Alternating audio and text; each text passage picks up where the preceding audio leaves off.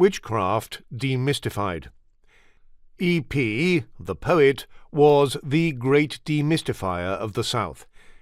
His study of the Azande, the neighbours of the Nuer, showed that witchcraft was not a menace. As we will hear, he proved that it was a banal matter, part of the undramatic, day-to-day pattern of life among a highly intelligent and hard-headed people. It was not the object of craven fears on the part of mentally undeveloped primitives, as was believed by people like Chunky, and indeed by most of the reading public of that time. This was Evans Pritchard's decisive contribution. He, quite simply, removed a barrier of prejudice to show a world in its full humanity, delivered at last from the imagined nightmares of those who sought to govern it. Little did I know, as I fed my Mickey Mouse handkerchief to the resident hippopotamus in the Khartoum Zoo, that within a quarter of a century I would be sitting opposite Evans Pritchard, by then Professor of Social Anthropology in Oxford, in the lunchroom of All Souls College, Oxford. I owe to E.P.'s book, Witchcraft, Oracles and Magic Among the Azande, an exhilarating breakthrough in my own study of sorcery in the later Roman Empire. But the book did more than that.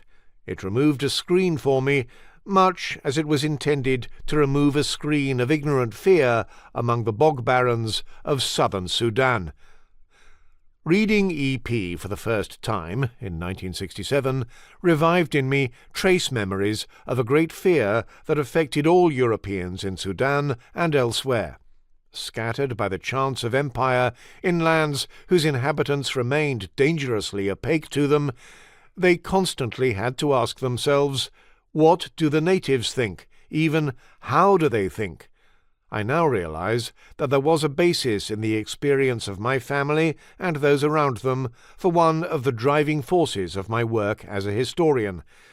This has been to remove such screens of prejudice wherever I found them, to explain practices and beliefs in the distant past that seemed at first sight to be as irrational and often as repugnant as the imagined witchcraft practices of the southern Sudan.